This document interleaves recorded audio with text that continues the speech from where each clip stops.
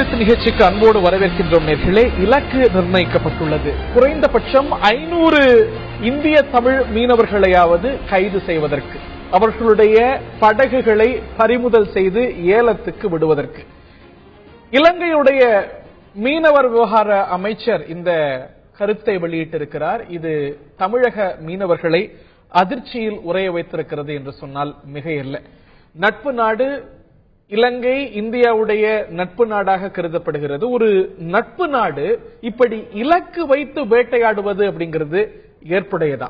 இந்த கோரிக்கைகள், இந்திய மீனவர்கள் மீது நடவடிக்கை வேண்டும், அவர்களால் நாங்கள் பெரிதும் பாதிப்புக்கு உள்ளாகின்றோம் என்ற கோரிக்கையை வைப்பது தமிழ் மீனவர்கள், இலங்கையில் இருக்கக்கூடிய தமிழ் மீனவர்கள்.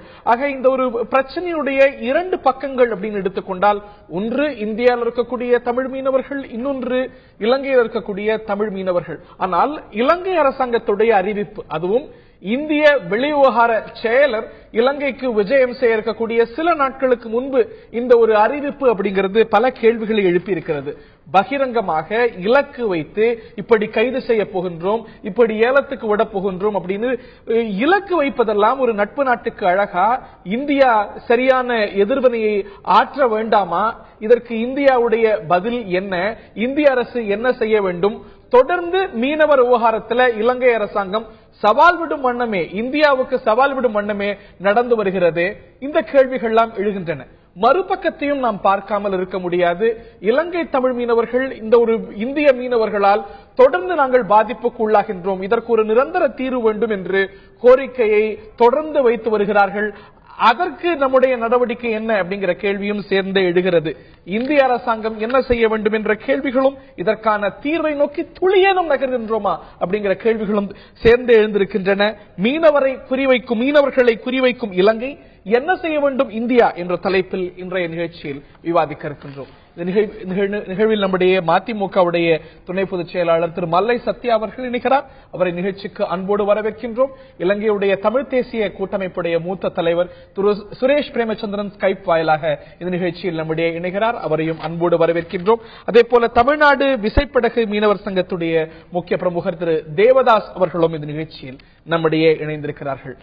இன்னும் சற்று நேரத்தில் பாரதிய ஜனதாவுடைய செய்தி தொடர்பாளர் திரு நாராயணன் அவர்களும் நம்முடைய இணைய இருக்கிறார்கள். நான் திரு சுரேஷ் பிரேமச்சந்திரன் அவர்கள்ட்ட இருந்து தான் ஆரம்பிக்கணும்னு நினைக்கிறேன். வடக்கு மாகாணத்தில் நடைபெற்ற ஒரு கூட்டத்தில் தான் இந்த கருத்து உதிர்க்கப்பட்டிருக்கிறது.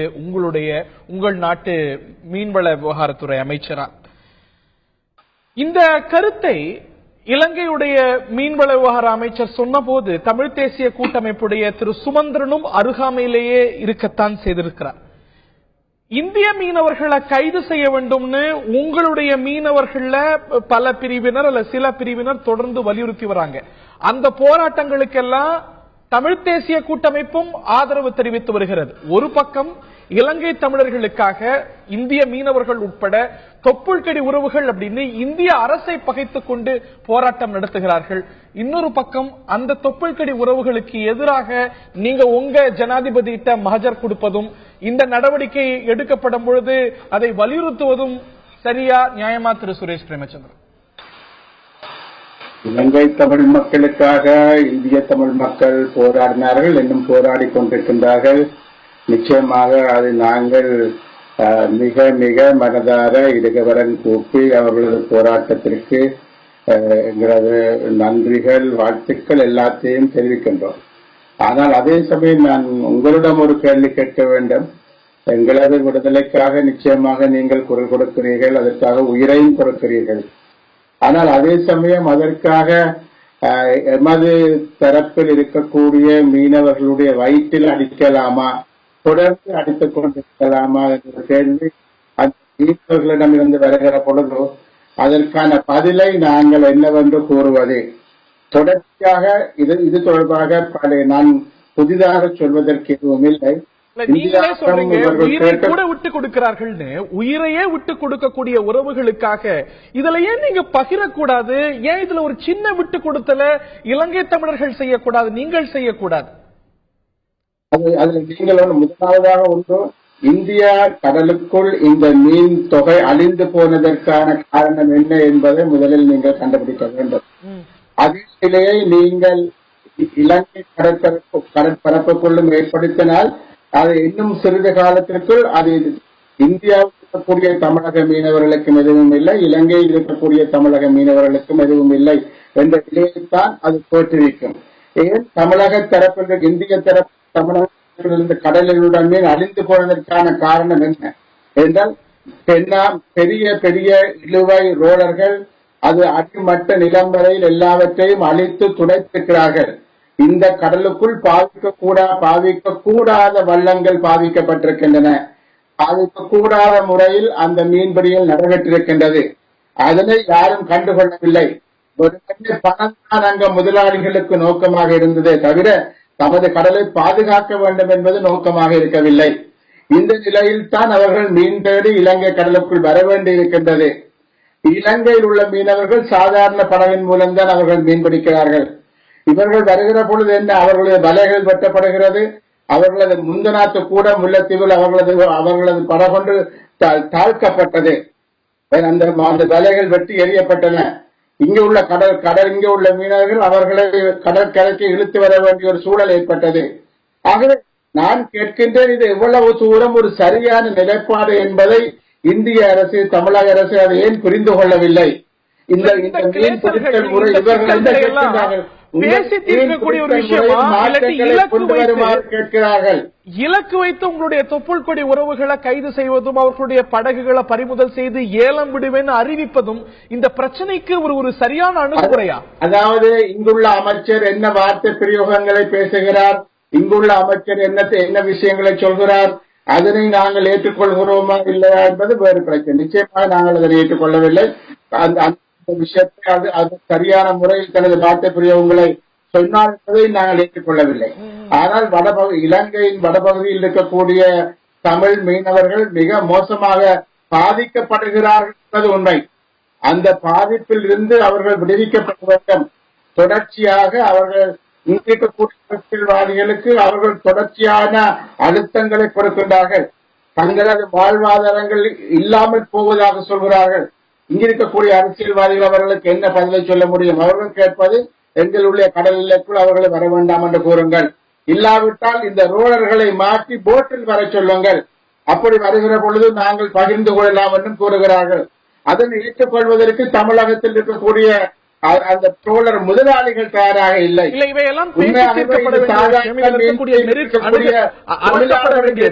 பிரச்சனை அல்ல, பிரச்சனைகள் தீர்க்கப்பட வேண்டியது. அதனால் நீங்களே சொன்னீங்க, உங்களுக்காக குரல் கொடுக்கக்கூடிய, உங்களுக்காக உயிரை கொடுக்கக்கூடிய உறவுகள், அவர்களோடு பேசி தீர்க்கலாம், முடிவுக்கு கொண்டு வரலாம், இந்த கிளேசங்களை எல்லாம் தவிர்க்கலாம். ஆனா எந்த இலங்கை அரசாங்கத்துக்கு எதிராக இந்த இன விஷயத்துல போராடுறீங்களோ அந்த அரசாங்கத்துக்கிட்டே மகஜர் கொடுப்பது, இவர்களை கைது செய்யுங்கன்னு சொல்வது, இலங்கை இந்திய மீனவர்களுக்கு எதிராக போராட்டம் நடத்துவது, ஒரு பக்கம் உங்களுக்காக போராட்டம் நடக்குது, இன்னொரு பக்கம் இந்திய மீனவர்களுக்கு எதிராக நடக்கக்கூடிய போராட்டங்களுக்கு நீங்கள் இல்ல. இந்த போராட்டம் நீங்கள் இந்திய மீனவர்களுக்கு எதிராக என்பதிலும் பார்க்க தமது வயிற்றை காப்பாற்றிக் கொள்வதற்காக, தமது அன்றாட சீவியத்தை காப்பாற்றிக் கொள்வதற்காக, இதற்கு நீங்கள் விரும்பியோ விரும்பாமலோ நாங்கள் இன்னும் தமிழீழத்தை பெறவில்லை. இங்கு நாங்கள் யாரிடம் போக வேண்டியிருக்கின்றது, யாருடைய காலில் விழ வேண்டியிருக்கிறது என்றால் கொழும்பினுடைய காலில் தான் விழ வேண்டியிருக்கின்றது. அந்த நிலைமையில் தான் நாங்கள் இருக்கிறோம். எங்களது கையில் அதிகாரங்கள் எதுவும் கிடையாது. ஆகவே அவர்கள் யாரிடம் போய் முறையிடுவார்கள் என்பதை நீங்கள் சொல்லுங்கள் பார்க்கலாம். இங்கு முறையிடுவதற்கு எங்களுக்கு என்று சொல்லிட்டு எதுவுமே கிடையாது. அவ்வாறான சூழ்நிலையில் தான் நாங்கள் இருக்கின்றோம். ஆகவே கொழும்பில் இருந்து ஒரு அமைச்சர் வருகிற பொழுது முறையிடுகிறார்கள். அமைச்சர் பேசுவது சரி என்று நான் ஏற்றுக்கொள்ளவில்லை, அமைச்சரின் பேச்சு முறைகள் சரி என்று நாங்கள் ஏற்றுக்கொள்ளவில்லை. ஆனால் நிச்சயமாக பேச்சுவார்த்தை மூலம்தான் இது தீர்க்கப்பட வேண்டும் என்பதில் 100% நாங்கள் உறுதியாக இருக்கின்றோம். ஆனால் இந்த பேச்சுவார்த்தை என்பது எத்தனை வருஷங்களாக ஈடுபடுகின்றது, இதற்கு ஒரு முடிவு காண முடியாமல் இருக்கின்றது. ஒரு முக்கியமான கேள்வி எழுப்பியிருக்கிறீங்க, நான் திரு தேவதாஸ் அவர்கள்ட்ட கொண்டு போக விரும்புறேன். நாள் ஒன்றுக்கு இந்திய மீனவர்கள் ஒரு 1500 மீன்பிடி படகுகள் இலங்கை பகுதிக்கு போறாங்க. அதுல பல படகுகள் கரையோரம் வரைக்கும் போய் மீன் பிடிக்கிறாங்க. அது மட்டும் இல்லாம திரு சுரேஷ் பிரேமச்சந்திரன் சொன்னது போல சில நாட்களுக்கு முன்பு முல்லைத்தீவுக்கு பக்கத்துல இலங்கை மீனவர்களுடைய படகுகள் கவிழ்க்கப்பட்டு அங்க அதுல இலங்கை தமிழ் மீனவர்கள் தள்ளிவிடப்பட்டு அவர்களுடைய உயிருக்கே ஆபத்தான ஒரு சூழ்நிலை ஏற்பட்டது. இது போன்ற தாக்குதல்களும் புதிதல்ல. இப்படி இருக்கக்கூடிய சூழ்நிலையில இலங்கை அரசு கிட்ட அவங்க கோரிக்கை வைக்கத்தானே முடியும். இந்த ஒரு பிரச்சனையை இலங்கை அரசும் இப்படி அணுகத்தானே முடியும் அப்படிங்கிறது இலங்கை தரப்பு வாதம். இதுல நியாயம் இருப்பதா படலையா தேவதாஸ் உங்களுக்கு? இது இந்த பகுதி கடல் பகுதி குறுகிய கடல் பகுதி முதல்ல புரிஞ்சுக்கணும். இது இன்னைக்கு நேற்று நம்ம மீன் பிடிக்கல, தொன்று தொட்டு நம் பாரம்பரியமாகவும் இந்த பகுதியில் மீன் பிடிச்சிட்டு வந்துகிட்டு இருக்கோம். இதுல இன்னைக்கு 83 இருந்து பல உயிர்களை நம்ம இழந்திருக்கோம். பல ஆயிரக்கணக்கான கோடி நமது ரூபாய்கள் சேதமாக்கப்பட்டிருக்கிறது இலங்கை கடற்படை. இருந்தாலும் கூட நம்ம அந்த பகுதியில தான் மீன் பிடிக்கின்றத நம்ம மீன் பிடிச்சுக்கிட்டு இருக்கோம். இப்ப மீனவர்களாகிய நாங்கள் எல்லாம் இலங்கை மீனவர்களுக்கு அதிகமான நாள் அவங்க மீன் பிடிக்கிறதுக்காகவே 3 கட்ட பேச்சுவார்த்தையை நடத்தியிருக்கோம். அதுல நம்ம வருஷத்துல 365 நாள் இருக்கு. அதுல அவங்களுக்கு 56 நாள் விடுமுறை வருது. இந்த தீர்வுக்கெல்லாம் நம்ம போவோம் திரு தேவதாஸ். ஆனா அத்துமீறல்கள் நமது தரப்பில் இல்லைன்னு மறுத்திட முடியுமா? முல்லைத்தீவுல நிச்சயமா இல்லை. அத்துமீறல்கள் சில நாட்களுக்கு முன்பாக நமது தொப்புள் கொடி உறவுகள் இலங்கை தமிழ் மீனவர்கள் தாக்கப்பட்டார்களா இல்லையா? அவர்களுடைய படகுகள் கவிழ்க்கப்பட்டதா இல்லையா? அவங்க நீந்தி போக வேண்டியதா இல்லையா? அது மாதிரி போன வருஷம் அது நடந்ததா? அது மாதிரி சார் அசம்பாவிதமாக ஒரு சில செயல்பாடுகள் ஈடுபட்டிருக்கலாம். ஆனா திட்டமிட்ட இலங்கை கடற்படை 100க்கு 500க்கும் மேற்பட்ட படகுகளை மூழ்கி தாழ்த்திருக்காங்க. படகுகள் மீனவர்களை சுட்டிருக்காங்க. ஒரு படகு மீது மோதும்போது நீங்க சொல்றீங்க ஒரு படகு முட்டிருச்சு அப்படின்னு சொல்றீங்க. அது உண்மையிலேயே தவறு. எந்த மனிதாபிமான உள்ள மனிதனும் கவிழ்க்கப்பட்டதுங்கிற குற்றச்சாட்டு. அதுவும் இல்லாம கூண்டோடு எடுத்துட்டு வரும், வலையோட அறுத்துட்டு இந்திய மீனவர்கள் வராங்கிற குற்றச்சாட்டு புதிதல்ல, பகிரங்கமா பல தளத்துல வைக்கப்பட்டிருக்கு. ஏற்கனவே போரால பாதிக்கப்பட்டு இப்போதான் அந்த தொழிலை மீண்டும் செய்யக்கூடியவங்க இன்னைக்கு இந்த வாழ்வாதார பாதிப்புக்கும் நமது இந்திய மீனவர்களால் ஆளாகும் போது அவங்க கூக்குரல் எழுப்பதானே செய்வாங்க, அவங்க அரசு கிட்ட முறையிட தானே செய்வாங்க. அந்த அரசும் நடவடிக்கை எடுக்க இது அது மாதிரி இல்ல. இப்ப கேளுங்க, இப்ப உள்ள சூழ்நிலையில மீனவர்கள் எங்களுடைய மீனவர்கள் அதிகமான கட்டுப்பாடுகள் இருக்காங்க. கட்டுக்கோப்பாக அரசு உடைய தடை செய்யப்பட்ட வலைகளை உபயோகப்படுத்தக்கூடாது எந்த மீனவராக இருந்தாலும் அப்படின்னு சொல்லிருக்காங்க. இலங்கையினுடைய கரைப்பகுதியில் எந்த மீனவரும் மீன் பிடிக்க கூடாதுன்னு சொல்லிப்போம். யாருமே பல படகுகள் கிடக்கும்போது ஒரு படகை முட்டணும்னு யாரும் போக மாட்டாங்க. ஏதோ ஒரு அசம்பாவிதத்தில் நடந்துற விபத்தாத்தான் இருக்குமே தவிர வேண்டுமென்று இந்திய மீனவர்கள் இலங்கை படகுகளை முட்டுறதுன்னா அது ஒரு பெரிய காரியமாவே அது இருக்காது. இல்லங்க, அது முதல்ல பிப்ரவரியில் நடந்திருக்கு, அப்புறம் பல கட்டங்கள்ல நடந்திருக்கு.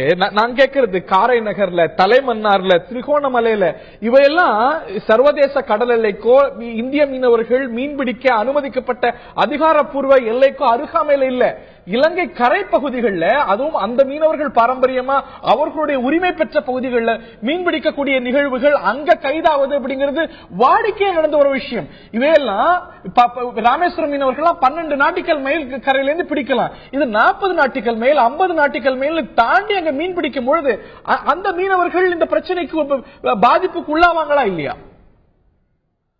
சார், இப்படி பிரச்சனைகள் வர்றதுனாலதான் நமது தொப்புள் கொடி உறவுகள் கஷ்டப்படக்கூடாதுங்கிறதுக்காகத்தான் நாங்க வரைமுறைப்படுத்தி மீன் பிடிக்கிறதுங்கிறதுல இந்தியா சரியா இருக்கு. இந்தியாவை நாங்க 3 கட்ட பேச்சுவார்த்தையில எங்களுக்கு ஒரு 90 நாள் தான் மீன் பிடிக்க நாங்க கேட்டிருக்கோம். மாற்று கருத்து இல்ல. காரை நகரோ, தலைமன்னாரோ, திரிகோணமலையோ இலங்கை மீனவர்கள் உரிமை பெற்ற பகுதியா, அவர்கள் வாழ்வாதாரம் சார்ந்த பகுதியா, நீங்கள் நம்முடைய வாழ்வாதாரம் சார்ந்த நமக்கு உரிமை இருக்கக்கூடிய பகுதியா? சார், பகுதி அவங்களுடைய கரப்பகுதியில் நாங்க மீன் பிடிக்க கூடாதுன்னு அங்க கைதுகள் நடக்குதா இல்லையா? அங்க மீன் பிடிக்கப்படுதா இல்லையா? சார், அந்த பகுதியில் யாரும் போக கூடாதுன்னு நம்ம எளிதாக சட்டமா நம்ம மீனவர்களுக்கு தெரிவிச்சிருக்கோம் சார். அப்படி இப்ப யாரும் அதை மீறி சமீபத்தில் கூட இந்த பகுதிகளில் கைதுகள் நடந்திருக்கிறது. நமது மீனவர்கள் இந்த பகுதிகளில் இருந்து கைதுக்குள்ளாகி இருக்கிறாங்க. இது கச்சத்தீவுக்கு அருகாமையில் இல்ல, நமது கடல் பரப்புக்கு, நமது கடல் எல்லைக்கு உட்பட்டு இல்ல. அங்கிருந்து 40 நாட்டிக்கல் முதல்லாம் சார் மீன் பிடிக்கின்ற வர மீனவரை தான் முதல்ல கைது பண்ணாங்க. இப்ப படகுகள் ரிப்பேர் ஆகி பழுதடைந்து கிடக்கின்ற படகுகள் காற்றினுடைய சீற்றத்தினால் இலங்கை பகுதியில் போயிருது. அப்படி போய் ரிப்பேர் ஆன படகுகளை பூரா அவங்க கைது பண்ணிவிட்டு எங்க பகுதியில் மீன் பிடிக்கிற பொய்யான குற்றச்சாட்டை வைக்கிறாங்க. ஒரு சில நாட்டிகள் மேல் போகும், ஒரு சில நாட்டிகள் மேல் போகுங்க. 12 நாட்டிகள் மேல் ராமேஸ்வரம் மீனவர்கள் பிடிக்கலாம் அப்படின்னா 40 நாட்டிகள் மேல் 50 நாட்டிகள் மேல் இலங்கையுடைய கரையோரம் வரைக்கும் போகுமா? ஆல்வேஸ் ஆர் சார் இங்க சர்வதேச கடல் இல்ல, நீங்க புரிஞ்சுக்கணும் சார். இங்க சர்வதேச கடலுங்கிறதே இல்ல. மொத்தம் இருக்கிறது கச்சதீவு 18 நாட்டிகள் மைல தான் கச்சதீவே இருக்கு. இங்க அங்க இருந்து கச்சதீவுல இருந்து மேற்கு பக்கமாக நமக்கு 6 கிலோமீட்டர் போனா 12 கிலோமீட்டர் தான் நமக்கு இருக்கு. ஆனா இங்க சர்வதேச ஒரு குறுகிய இடத்துல கடல் வரமுறை சட்டப்படி 1984 கடல் சட்டப்படியே நம்ம மீனவர்கள் எங்க வேணாலும் மீன் பிடிக்கலாங்கிறத கச்சதீவு ஒப்பந்தத்தில் நமக்கு தெளிவாக விளக்கப்பட்டிருக்கிறது.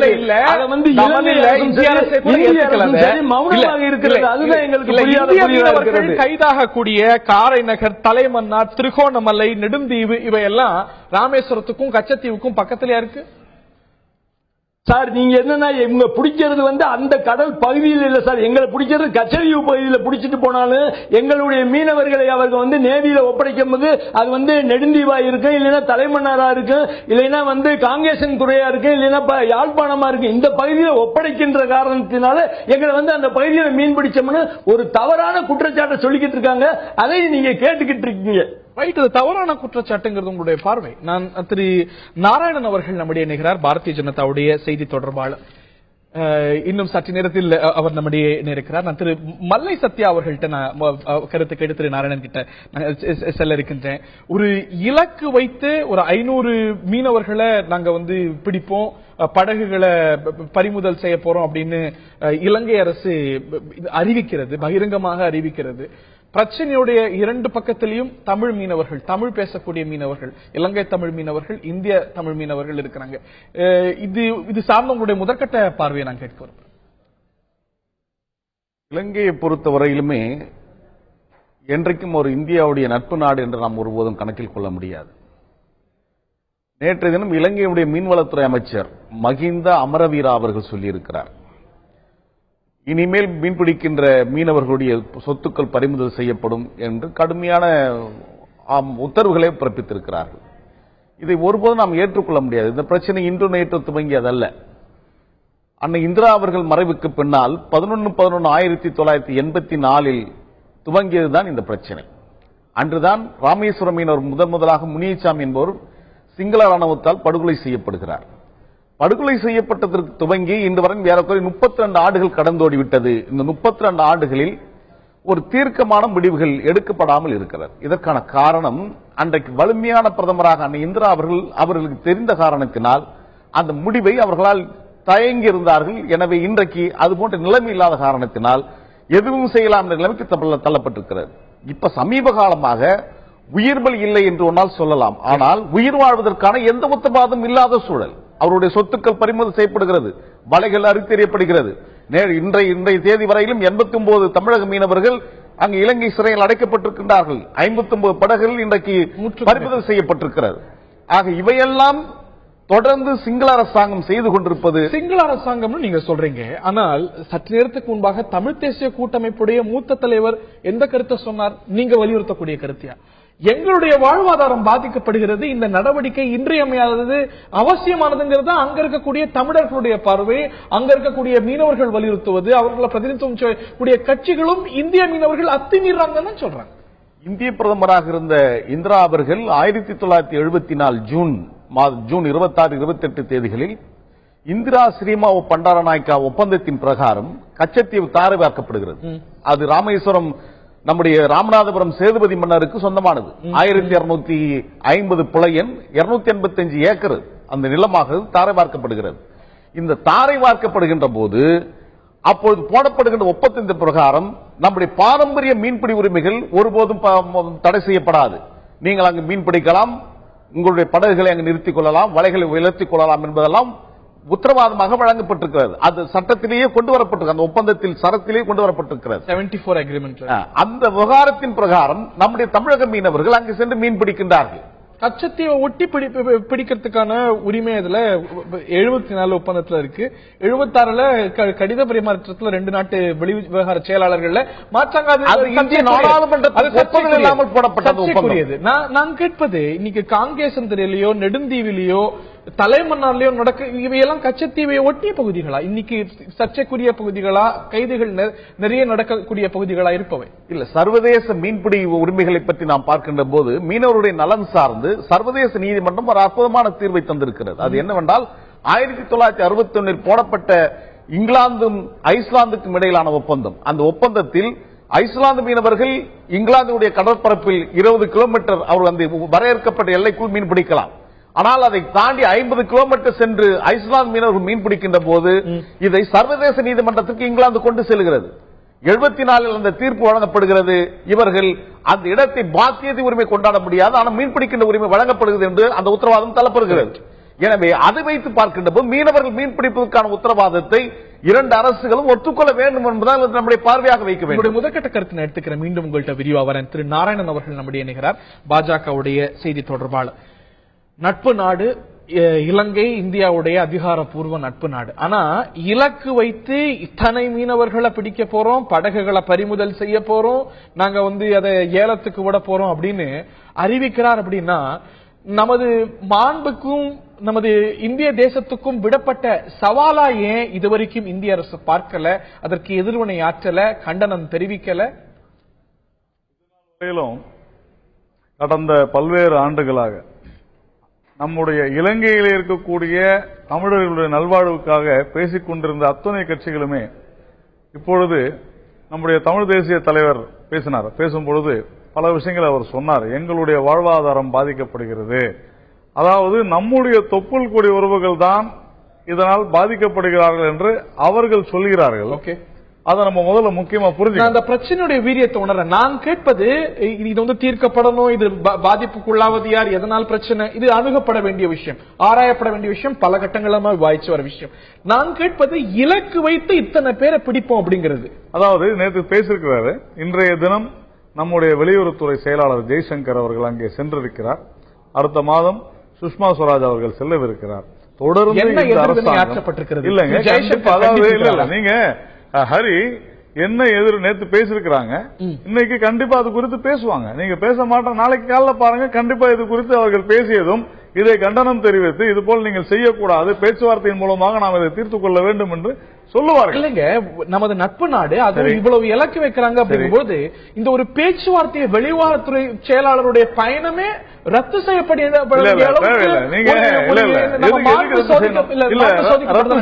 ரத்து செய்துவிட்டு எதுவுமே பேசாத வெறும் கண்டன அறிக்கை மட்டும் பாகிஸ்தான் விவகாரத்துல பாகிஸ்தான் நம்முடைய மாண்பை சோதிக்குதுன்னா ரத்து செய்துட்டு நீங்க நடந்த தாக்குதலை பத்தி பேசுகிறீங்க. இதுல சுடுவோம்னு சொன்னாங்க, நீங்க தான் போய் பேட்டி எடுத்தீங்க. நீங்க you are the one to interview. சுடுவோம் அப்படின்னாங்க. இது வரைக்கும் எத்தனை பேர் சுட்டிருக்கிறாங்க?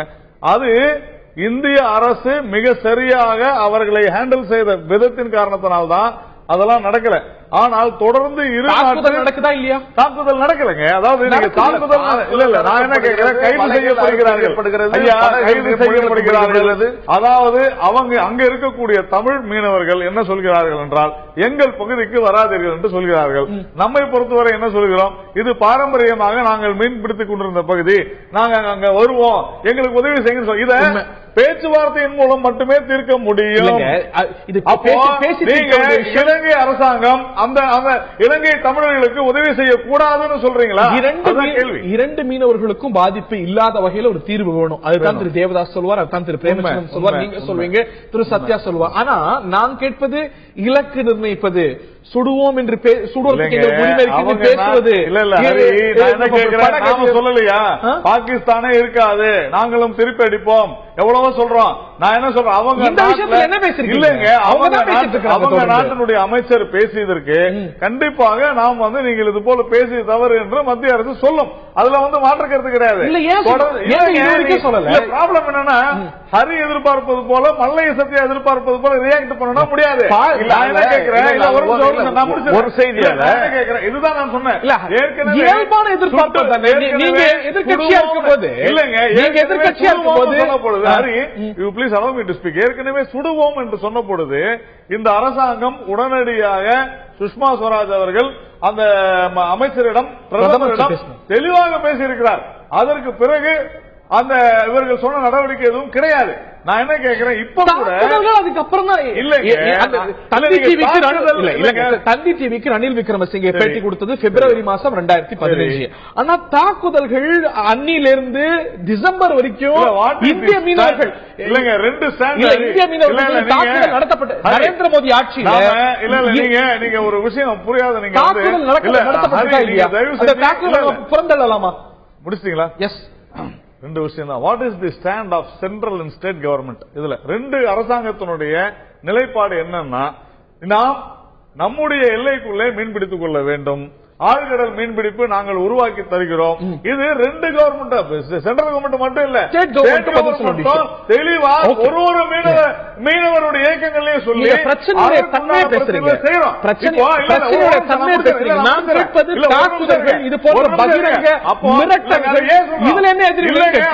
நாம அவ்வளவு தூரம் சொல்லியும் இவங்க போறாங்க, தொடர்ந்து நடந்துகிட்டு இருக்கு. இப்ப பிரச்சனை என்னன்னா, அவர்களுடைய வாழ்வாதாரம், மீனவர்களுடைய வாழ்வாதாரம் நாம இல்லைன்னு சொல்லல. ஆனால் இது அந்த இரு நாட்டு மீனவர்களும் பேசி தீர்த்து கொள்ள வேண்டிய பிரச்சனை. நான் அதைத்தான் சொல்கிறேன். இது காலங்காலமா இருக்கிற பிரச்சனை. எல்டிடி வெரி ஆக்டிவா இருந்த பொழுது அங்கே வரவில்லை. அதற்கு பிறகு தமிழ் மீனவர்கள் அவர்களுடைய வாழ்வாதாரமாக அவருடைய எல்லையை வரையறுத்துக் கொண்டிருக்கிறார்கள். இப்போ பேசி தீர்த்துப்பாங்கன்னு கைவிட வேண்டிய ஒரு விஷயமா எனக்கு தெரியல. அரசுதான் அதை முயற்சி எடுத்து செய்து கொண்டிருக்கிறது. பிஜேபி அரசு செஞ்ச மாதிரி வேற எந்த அரசு செஞ்சாங்க? பிஜேபி அரசுலயும் பிஜேபி அரசு நடந்துட்டு இருந்த போதும் அவர் மிரட்டல் விட்டார். அதுக்கப்புறம் கொலை நடக்கல, யாரையும் சுடல, உண்மை. ஆனால் அதற்கு பிறகு இங்க நரேந்திர மோடி ஆட்சி நடந்துட்டு இருக்கும் போது, அங்க சிறிசேனா ரணில் அரசு இருக்கும் பொழுது சமீபத்தில் வரைக்கும் தாக்குதல்கள் இலங்கையிலிருந்து ஒரு மீனவர்களை கூட இந்திய அரசு கைது செய்யல இல்லையா? யாரையும் கள்ள வீசி அடிக்கல, யாரையும் பாட்டில் வீசி அடிக்கல, யாரையும் தள்ளி விடல, யாருக்கும் தலையில அடிபடுற மாதிரி எதுவும் விஷயங்கள் வந்து நம்ம பேசாத சொல்யூஷனுக்கு போறதுதான் முக்கியம். ஏனென்று சொன்னால்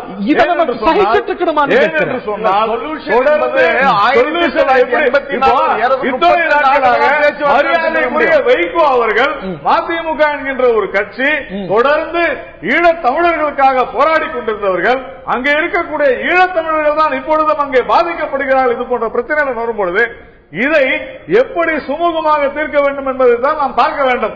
ஆனா இன்னைக்கு மல்லை சத்யா மதிமுக என்ன சொல்றாங்கன்னா, இங்க இருக்கக்கூடிய தமிழர்களுக்காக போராடுவோம், அங்க இருக்கிற தமிழர்களுக்கு தவறான விஷயம். பிஜேபியை பொறுத்தவரையிலும் பாஜகவை பொறுத்தவரையில இங்கு தமிழர்களின் நலன் முக்கியம். அது இங்க நம்ம தமிழ்நாட்டில் இருக்க தமிழர்களாக இருந்தாலும் சரி, இலங்கை தமிழர்களாக அந்த தமிழர்களுடைய நலத்தை காப்பாற்றுறது நம்முடைய கடமை, எல்லாருடைய கடமை. அதற்காக அதுவும் நடக்கணும், அது நிச்சயமா நடக்கணும். அதற்காக நமது மீனவர்கள் அதை எப்படி செய்ய முடியும்? இலங்கை ராணுவத்தால் தடியடி பலமுறை மத்திய அரசும் சரி, மாநில அரசும் சரி, அங்க இருக்கிற collectors, fisheries department chairman, commissioner எல்லாரும் போய் சொல்றாங்க எல்லை தாண்டாதீர்கள். நான் கேட்கல, உண்மையே இல்லையா? மீனவர்கள் என்ன சொல்ல, எங்களை கைது பண்ணுங்க, எங்களை கைது பண்ணுங்க, எங்க படகு சொல்றாங்களா இல்லையா? இதுதான் விஷயம். தேவதாஸ் சுருக்கமான குறுக்கீடு ஒரு சிறிய இடைவெளி அடிக்க வேண்டியிருக்கிறது. திரு தேவதாஸ். இல்ல சார், எல்லை தாண்டக்கூடாதுன்னு சொல்றதுக்கு நமக்கு ஒரு மத்திய அரசு வேணுமா? ஒரு குட்டி நாடு வந்து நமக்கு எச்சரிக்கை விடுறாங்க, தொடர்ந்து சொல்லி குட்டி நாடு மாநில அரசு சொல்லுது, மத்திய அரசு மட்டும் இல்ல, மாநில அரசு. நான் கோட் பண்ணுவோம், உங்களுக்கு எத்தனை முறை சொல்லிருக்காங்க? இப்ப எல்லை தாண்டுவது, இந்த பிரச்சனையால பாதிக்கப்படுவது யாரு? இது இல்ல. இப்ப இந்த மாதிரி கடுமையான நடவடிக்கை கல்லால நமது மீனவர்களை தாக்குவது, சுடுவேன்னு சொல்வது, இப்ப நான் வந்து நாம அவங்களை கண்டனம் தெரிவிக்கிறோம், பேசாதீங்கன்னு சொல்லிருக்கிறோம். ஆகஸ்ட் 25 மீனவர்கள் 12 மீனவர்கள் மீது தாக்குதல், அவங்களுடைய ஆடைகளை களைஞ்சு நிர்வாணமாக்கி கல்லால கட்டையால அடிச்சாங்க. எதிர்வினை ஆற்றப்பட்டதா? தெரிவிக்கப்பட்டதா? அக்டோபர் 12 தாக்குதல் இல்ல இல்ல, அது இல்ல விஷயம். ரொம்ப தெளிவான விஷயம் என்னன்னா, நம்முடைய எல்லையை தாண்ட வேண்டாம்னு இரு மாநில மத்திய அரசுகள் வலியுறுத்துது. அதை தாண்டி செல்லும் போது சில பிரச்சனைகள் நடக்கிறது. யாரும் அதை மறுக்கவில்லை. அது தவறுதான், வன்மையாக கண்டிக்கப்பட வேண்டியதுதான். அதெல்லாம் வேற. ஆனால் அந்த சூழ்நிலையை ஏன் நாம் உருவாக்குகிறோம்? தொடர்ந்து என்ன ரெக்வெஸ்ட் பண்ணாங்க, இந்த பேச்சுவார்த்தை முடிவு வரைக்கும் தயவு செஞ்சு போகாதீங்க அப்படின்னு நம்ம கேட்கிறோம். இதுல என்ன எதிர்வினை மத்திய அரசாங்கம் ஆற்றணும்னு நினைக்கிறீங்கன்னா உங்கள்கிட்ட கேட்கிறோம். நெக்ஸ்ட் ஐல் கோ டு இல்ல சார். குறைந்தபட்சம் நம்முடைய அண்ணன் நாராயணன் அவர்கள் சொன்னதை போன்று பாகிஸ்தானத்திலிருந்தோ அல்லது ஆப்கானிஸ்தானத்திலிருந்தோ எல்லை தாண்டி பயங்கரவாத தாக்குதல் நடத்தப்படுகின்ற போது அவர்கள் ஒன்றும் அந்த நாட்டுடைய ராணுவ வீரர்கள் அல்ல, பயங்கரவாதிகள். இந்த காலகட்டத்தில் உடனடியாக அவர்கள் இந்திய பாகிஸ்தான் மீதே யுத்தம் நடத்திட வேண்டும் என்று தலைநகர் டெல்லி பட்டணத்தில் இருக்கின்ற பாகிஸ்தான் தூதரை அழைத்து கண்டனம் தெரிவிக்கின்ற இந்திய அரசாங்கம் இப்படி ஒரு அமைச்சர் பேசுகிறார், தொடர்ந்து இந்திய தமிழர்கள் தாக்கப்படுகின்றார்கள். இந்த காலகட்டத்தில் டெல்லியில் இருக்கின்ற இலங்கை தூதுவரை அழைத்து ஏன் கண்டிக்கவில்லை? அடுத்ததாக குறைந்தபட்சம் நாங்கள் கொழும்பில் இருக்கின்ற இந்திய தூதரை திரும்ப பெறுகிறோம் என்று சொன்னால் கூட ஒரு அழுத்தம் கொடுக்கப்பட்டிருக்கும். இதில் மற்றொரு செய்தி, ஈழத்தில் தமிழீழ விடுதலை புலிகள் வலுவாக இருந்த காலகட்ட வரையிலும் இலங்கை ராணுவம் இந்த செய்கை செய்ய முடியாமல் தான் இருந்தது. ஆக இந்தியாவுடைய பாதுகாப்பாளராக தமிழீழ விடுதலை புலிகள் இருந்தார் என்பது இதன் மூலமாக அந்த காலகட்டத்தில் 2011 வரைக்கும், இன்னும் சொல்ல போனா 2009, 8, 9 அந்த கட்டத்தில் நிறைய துப்பாக்கி சூடு நடந்திருக்கிறது. அந்த சமயத்திலும் இன்னைக்கு 600 பேர் குறைந்தபட்சம். அந்த நிலை இப்பொழுது இல்ல. குறைந்தபட்சம் இந்த 2015 எடுத்துக்கிட்டா அதற்கு முன்பு இருந்தது போல ராஜபக்ச ஆட்சியில் இருந்தது அளவுக்கு மீனவர்கள் கைது செய்தாலும் கூட விடுதலை செய்வது, தாக்குதல்கள் நடக்கலன்னு சொல்ல முடியாது, தாக்குதல்கள் நடக்குது. அதனது ஃப்ரீக்வன்சியும் குறைஞ்சிருக்கிறது. சற்றே நிலை மாறி இருக்கிறது நம்ம பார்க்க கூடாது. ரொம்ப எளிதா சொல்றாங்க தமிழக மீனவர்கள். இது இந்திய இலங்கை அரசர் ஆடுகின்ற மங்காத்தா விளையாட்டு என்று சொல்லுகிறார். தமிழக மீனவர்களை பகடைக்காயாக வைத்து இந்த வேலையை இந்திய இலங்கை அரசாங்கம் செய்து கொண்டிருக்கிறது. அவருடைய ஜீவாதாரத்துக்காக போராடி கொண்டிருக்கின்றார்கள். கரையில் நிம்மதியை தொலைத்து விட்டு திரு சுரேஷ் பிரேமச்சந்திரன் சொன்னதை நீங்க கேட்டீங்க.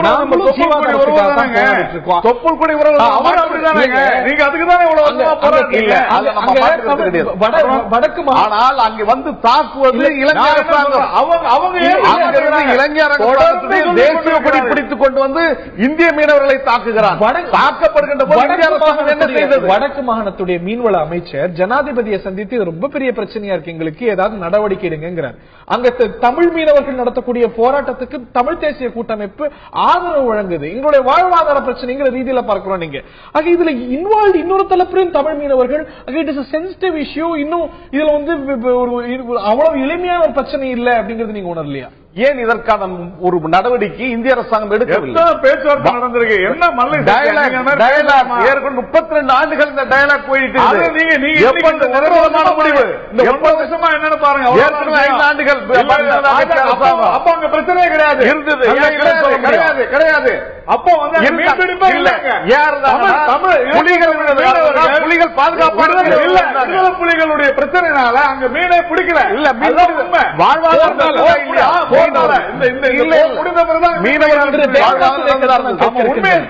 திரு தேவதாசுடைய கருத்தை கேட்க இருக்கின்ற என்ன எதிர்வினையை மத்திய அரசாங்கம் மாற்றணும்னு நினைக்கிறீங்க? இப்போ வெளிவிவகார செயலர் அங்க சென்றிருக்கிறார் இலங்கைக்கு, அவருடைய விஜயம் நடக்கிறது.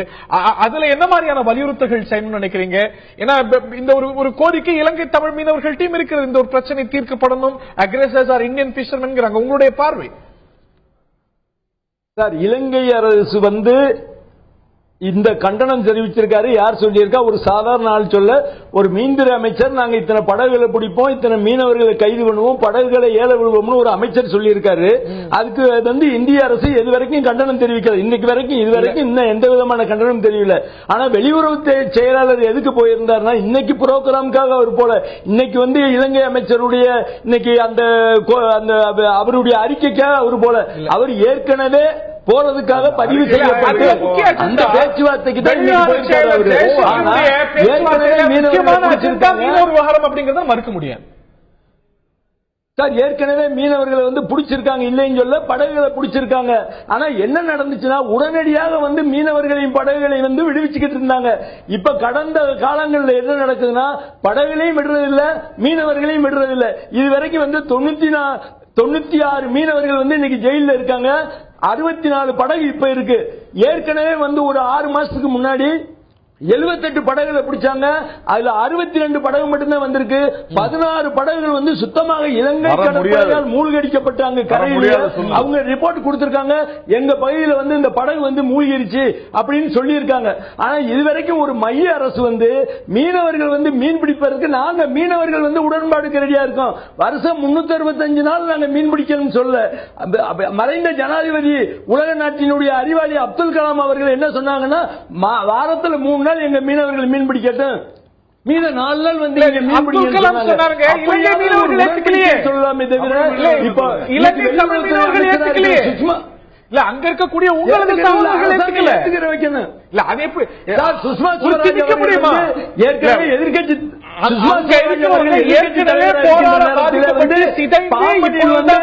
இப்பொழுதுதான் தன்னுடைய வாழ்வாதாரத்தை மீட்க தொடங்கி இருக்கிறவர்கள்.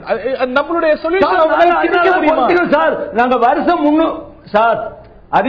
வருஷம் 365 நாள் நாங்க மீன் பிடிச்சுக்கிட்டு இருந்தோம் சார். எங்களுடைய தொப்புள்குடி உறவு அவங்க இன்னைக்கு மீன் பிடிக்க வந்திருக்காங்கன்னு அவங்களுக்கு விட்டு கொடுக்க நாங்க தயாரா இருக்கோம்.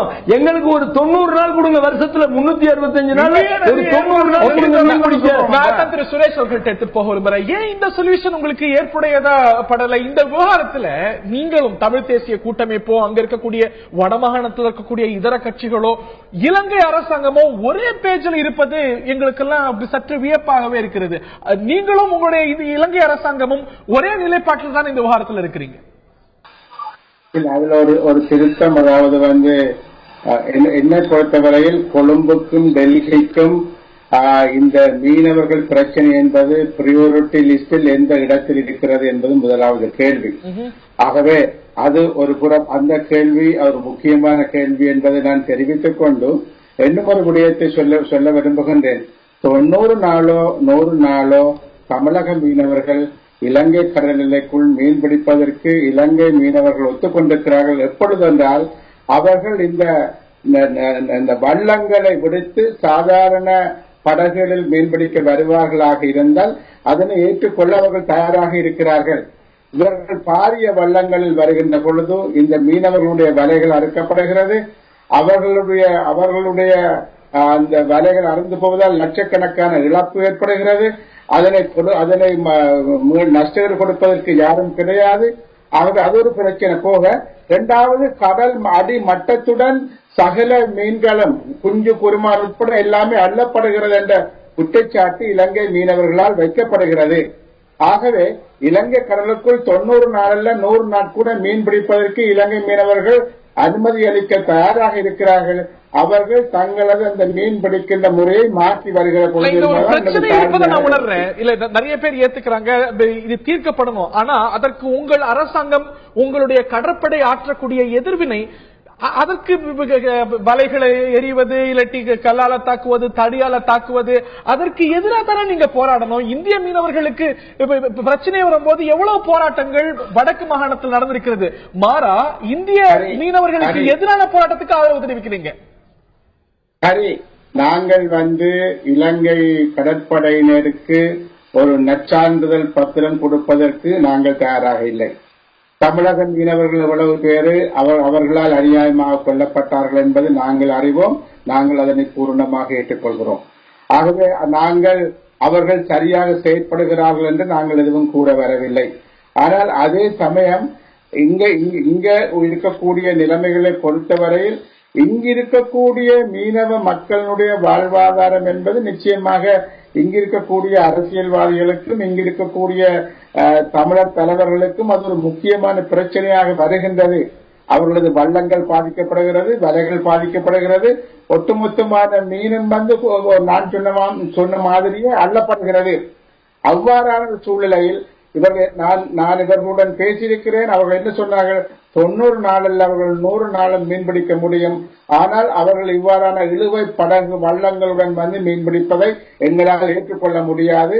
அதனால் இது பேசணும் தீர்க்கணும். ஆனா நீங்களே சொல்றீங்க இலங்கையுடைய நடவடிக்கையை நீங்க முழுமையா ஏற்கலன்னு. நீங்க ஏற்காத எவ்வளவு விஷயங்களுக்கு எதிராக இந்திய மீனவர்களுக்கு எதிராக இதுல பெரிய பாதிப்புகளுக்கு இந்த தாக்குதல்களால இந்திய மீனவர்கள் ஆளாகி இருக்கிறாங்க. இன்னும் சொல்ல போனா இந்த இலங்கை அமைச்சருடைய பேச்ச 500 படகுகளை மீனவர்களை பிடிப்பேங்கிற பேச்ச நீங்க ஆமோதிக்கலங்கிறீங்க. அதுக்கு என்ன கண்டனம் வந்தது, என்ன போராட்டம் உங்க தரப்புல இருந்தது? மாறா இனப்பிரச்சனையில ஒரு இலங்கை அமைச்சரோ இலங்கை பிரதமரோ அதிபரோ ஜனாதிபதியோ உங்களுக்கு எதிராக பேசினா இங்க போராட்டம் நடக்குது, தமிழ்நாட்டில் நடக்குது. நான் உங்களுக்கு இன்றுதான் நீங்கள் கூறிய இந்த விஷயம் பத்திரிகையில் வந்திருக்கின்றது. அவ்வாறு அவர் பேசுவது சரி என்று நாங்கள் ஏற்றுக்கொள்ளவில்லை என்பது ஒரு விடயம். ஆனால் நிச்சயமாக இலங்கை தமிழனுடைய விடுதலை போராட்டத்திற்கு தமிழக மக்கள், தமிழக மீனவ மக்கள் எல்லோரும் கொடுக்கின்ற ஆதரவை தயவு செய்து இவ்வாறான ஒரு பிரச்சனையுடன் போட்டு குழப்பத்திற்கு உருவாக்க கூடாது என்பது எனது தாழ்மையான அபிப்பிராயம். இன்னைக்கு அருகாமையிலே திரு சுமந்திரன் இருந்தாரு. இப்ப இந்த ஒரு சர்ச்சைக்குரிய பேச்ச அமைச்சர் எதிர்க்கும் போது உங்க கூட்டமைப்புல சேர்ந்த திரு சுமந்திரன் இருந்தாரே பக்கத்துல. அவரும் இன்றைக்கு ஒரு சர்ச்சைக்குரியவராக இருக்கிறார். உங்கள் கூட்டமைப்பை சேர்ந்தால் அதற்குள்ள நான் அந்த அரசியலுக்குள்ள நான் போக விரும்பல. திரு நாராயணன் அவர்களுடைய கருத்து நான் கேட்க இருக்கின்றேன். திரு நாராயணன், இப்போ இந்த மாதிரியான பிரச்சனைகள்ல நமது மீனவர்கள் பக்கம் ராக் சாலிடா இருந்து இலங்கை அரசாங்கத்தை கண்டிக்கணும், திரு சத்யா சொன்னது போல நடவடிக்கை எடுக்கணுங்கிற எதிர்பார்ப்பு ஒரு பக்கம். இன்னொரு பக்கம் நமது மீனவர்கள் அத்துமீறுகிறார்கள், ட்ரக் டிராபிக்ல இது பண்றாங்க, அந்த மீன்வளத்தை அழிக்கிறாங்க அப்படின்னு இந்தியாவில் இருக்கக்கூடிய மதுரை சென்னை உயர்நீதிமன்றத்துடைய மதுரை கிளையில இந்திய அரசு அபிடவிட் தாக்கல் செய்யுது. இல்ல, அதாவது இது ஏற்கனவே இது குறித்து நாம் விவாதம் செய்திருக்கிறோம். இப்போ மீனம்பாக்கம் விமான நிலையத்தில் தமிழகத்தை சார்ந்த 2 கஞ்சா பொட்டலும் கைது செய்யப்பட்டார்னு சொன்னா அத்தனை தமிழர்களும் கஞ்சா பொட்டல் அர்த்தமாயிடும். அப்படி இல்ல, அவங்க ஒரு குறிக்கோ அது ஒரு குறிப்பா தான் அதை சொல்லியிருந்தாங்க. அது ஏற்கனவே அது கிளாரிஃபை பண்ணிட்டாங்க. சும்மா இது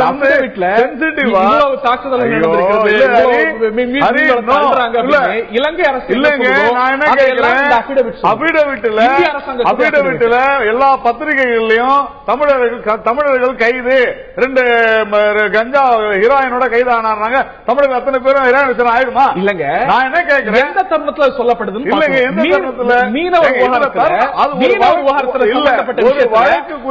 ஒரு வழக்கு குறித்த அந்த மதுரை மீனவர் விவகாரத்துல இப்படி நம்ம ஆட்கள் தப்பு செய்யறாங்க, இந்த சமூகங்கள் கடத்திருக்கிறாங்க, தங்கத்தை கடத்திருக்கிறாங்க,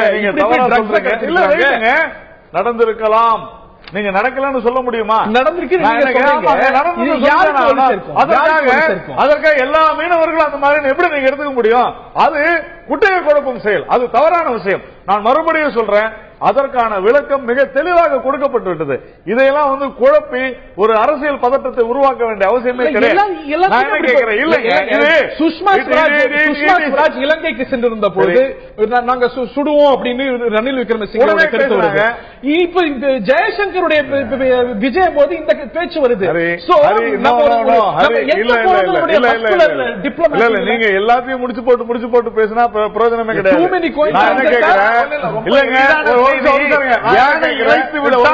எலிக்கு கும்மாளம் போன்று ஒரு சுண்டக்காய் நாடான இந்திய அரசாங்கம் தருகின்ற ஊக்கம் தான். நண்பர் மல்லை சத்யா, ஒரு நிமிஷம் நான் முடிச்சிடுறேன். நான் என்ன சொல்றேன், இது இன்னைக்கு ஏதோ திடீர்னு துவங்கின ஒரு சமாச்சாரம் இல்ல. இது கிட்டத்தட்ட எத்தனையோ ஆண்டுகளாக இருக்கக்கூடிய விஷயம். 1984 இன்னைக்கு பிரச்சனை இரு நாட்டிலே இருக்கக்கூடிய தமிழர்களுக்கு உண்டான பிரச்சனை, இரு தொப்புள் கொடி உறவுகளுக்கு உண்டான பிரச்சனை இல்லங்க. நான் கேட்பது இதை மெதுவாதான் செய்ய முடியுமே தவிர அவங்க கொடுத்த புகாரின் அடிப்படையில் தான் அவங்க தீர்வு உடனே வந்துடாது. நம்ம பேசணும், பேசி தீர்க்கணும், இது முள்ளு மேல செய்யல மாதிரி. ஆனா நான் கேட்பது அதற்கு இலங்கை அரசாங்கம் பயன்படுத்துதே வார்த்தைகள் இல்லைங்க, அது தவறுதானே. ஒவ்வொரு முறையும் சொல்லுகிறோம் அவர் என்றுதான் இல்ல இல்லைங்க, வேற என்ன நீங்க தவறா சொல்றீங்க. ஒரு சின்ன நாடு, ஒரு இங்க ஒரு மிகப்பெரிய நாடு, பெரிய நாடு தானே இல்லங்க. அதுல என்ன சின்ன நாடு பெரிய நாடு இல்லங்க. உங்க நாட்டு மீனவர்களை சுடுவதற்கு எனக்கு உரிமை இருக்கிறது. உடனடியாக பிறகு தாக்குதல் இல்லைங்க. அது சொன்னதே ஹரி என்கின்ற நம்முடைய தமிழர்கிட்ட தானே. அதனால நான் என்ன கேட்கிறேன், பதிலும் நீங்க கேட்டீங்க, அதற்கு பதிலடியே இந்தியா கொடுத்தது. என்ன பதிலடி கொடுத்தது? யாரையா சுட்டு இருக்காங்களா? இந்தியா சொன்ன காரணத்தினால ஒரு சாதாரண இன்னைக்கு இந்தியாவுடைய அறிவுரையை ஏற்றுக்கொண்டு பாகிஸ்தான் இந்த ஜெட்டை வாங்கக்கூடாதுன்னு சொன்னதுனால வாங்கல. அவங்க இந்தியா எதிர்த்த காரணத்தினால இப்படி அந்த ராஜ்ய உறவுகள் கொஞ்சம் சீரடையும் பொழுது பாகிஸ்தான் இந்தியா இல்ல கொடுத்தா தப்பு என்ன இருக்குது? அந்த நாடு எந்த நாட்டோட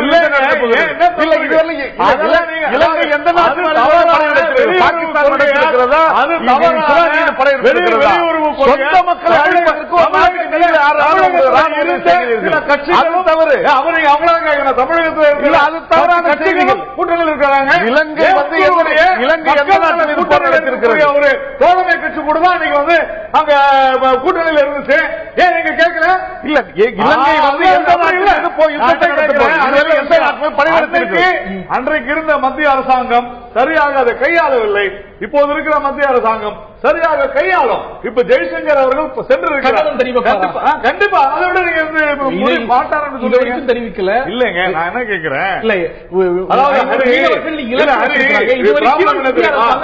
அதாவது ரெண்டு விஷயம். ஒண்ணு கண்டனம் தெரிவிச்சு கடிதம் எழுதி ஒரு வீராவாசமா பேசுறது ஒரு பக்கம், இன்னொரு பக்கம் இந்த பிரச்சனைக்கு சொல்யூஷன் கண்டுபிடிக்கணும். இதுதான் பிஜேபி செய்யும். உணர்ச்சி வசப்பட்டோம் இல்ல ஆத்திரப்பட்டோம் கோவப்பட்டோம் ரொம்ப எளிதான ஒன்று. அன்பான என்னுடைய நண்பர் மல்லை சத்யாவிற்கு அவர் சார்ந்த கட்சிக்கு உணர்ச்சி வசப்பட்டு பேசுறது ரொம்ப எளிதான இல்ல. அறிவுபூர்வமாக தான் நான் கேட்கிறேன். அறிவுபூர்வமாக எந்த எந்த நாட்டிலும் பரிகணித்திருக்கிறது சொந்த நாட்டு ராணுவத்தை பயன்படுத்த உதவி செய்யறீங்க. இந்த விஷயத்துல பிரச்சனை தமிழக மீனவர்களுக்கு தமிழ் மீனவர்களுக்கு உணர அத்தனை பேரும். ஆனா இந்த முறை திரு பிரேமச்சந்திரன் சொன்னது போல சுடணும்னு சொன்னது தமிழ் மீனவர்கள் அல்ல, சரி தமிழ் தேசிய கூட்டமைப்பு அல்ல, இலங்கை அரசு. முறை 500 பேர் யார சுட்டாங்க? இலங்கை ராணுவம் இலங்கை கப்பற்படை தமிழர்கள் தாக்குறாங்க. சுடல அவங்க படைகள் கப்பற்படுகிறது. இந்தியாவிற்குள் நுழைந்து தாக்கியதா? நான் கேட்கிறேன், இலங்கை கப்பற்படை இந்தியாவிற்கு நுழைந்து தாக்கியதா? என்ன ஒரு இப்படி பேசுறாரு? அப்ப ஏங்க ஆஸ்திரேலியால ஒரு இந்தியன் ஒரு சீக்கிரம் தாக்கப்படும் ஏன் குதிக்கிறீங்க? அப்படி குதிக்கிறீங்க. அமெரிக்கால ஒரு இந்தியன் தாக்கப்படும் போது இந்தியா குதிக்கிறது. நாராயணன் சுடல சுடல சுடலங்கிறீங்க. நிச்சயமா அதை நினைச்சு நம்ம சந்தோஷப்பட வேண்டிய அதற்கு இந்தியா எடுத்த நடவடிக்கையின் காரணமாக இந்திய அரசு மத்திய பாஜக அரசு எடுத்த நடவடிக்கை காரணமாக அமைதியா இருந்துச்சு. இல்லைன்னா ஏற்கனவே ஆயிரக்கணக்கான தமிழ் மீனவர்கள் இறந்து போனார்கள். அமைதியா இல்ல திரு நாராயணன், 1000 பேர் இறந்து போயிருக்காங்க. திரு நாராயணன் அமைதியா இல்ல. ஆகஸ்ட் மாசம், அக்டோபர் மாசம், நவம்பர் மாசம், டிசம்பர் மாசம் கணக்குல பார்த்தா நூற்றுக்கணக்கான மீனவர்கள் தாக்கப்பட்டிருக்கிறார்கள். அவருடைய படகுகள் உடைக்கப்பட்டிருக்கிறது, சேதப்படுத்தப்பட்டிருக்கிறார்கள். வருத்தப்படுறோம். ஒரு இல்லைங்க, ஒரு நிரந்தர தீர்வு எட்டப்படும் வரையில இது போன்ற விஷயங்களை சென்சிட்டிவான விஷயம். உங்களுக்கு உங்களை மாதிரியே நானும் பேச தெரியும். ஆனா ப்ராப்ளம் என்ன, நீங்க கேள்வி கேட்கிற இடத்துல இருக்கீங்க, நான் பதில் சொல்ற இடத்துல இருக்கு. இதான் பிரச்சனை. என்ன கேட்கிறேன்,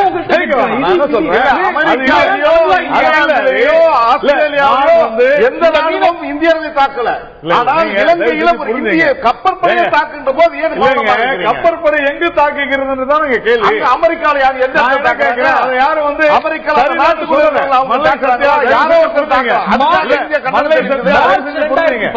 மார்ச் 2015 சுஷ்மா ஸ்வராஜ் எதிர்வினை ஆட்சியதா சொல்லப்படக்கூடிய அதற்கு பிறகு கச்சத்தீவுக்கு அருகே நமது பகுதிக்கு அருகாமையில தான் தாக்குதல் நடத்தப்பட்டு மருத்துவமனையில் சேர்க்கப்பட்ட அளவுக்கு சம்பவம் நடந்திருக்கு. ரெண்டு விஷயம். அவங்க என்ன சொல்றாங்க, எங்களுடைய கடல் ஓரத்துல கடற்கரை ஓரத்துல நாங்க வச்சு கைது பண்ணோம்னு சொல்றாங்க.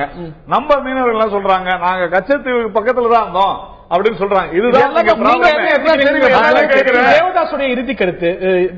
திரு தேவதாசுடைய இறுதி கருத்து, இதற்கான தீர்வு என்ன, எதை நோக்கி நகரணும்? இறுதியான கருத்து திரு தேவதாஸ். இப்ப 2 நாட்டு மீனவர்களுடைய பேச்சுவார்த்தை 3 கட்டம் முடிஞ்சிருக்கு சார். 4வது கட்ட பேச்சுவார்த்தை நடத்தி இந்திய மீனவர்கள் பாரம்பரியமா மீன் பிடிச்ச பகுதியில் வருஷத்துல 90 நாட்கள் மீன் பிடிச்சுக்கணும் அப்படிங்கிற ஒரு உடன்பாடு ஏற்படணும். இலங்கை சிறையில் இருக்கின்ற மீனவர்களையும் படகுகளையும் உடனடியாக விடுதலை செய்யணும்.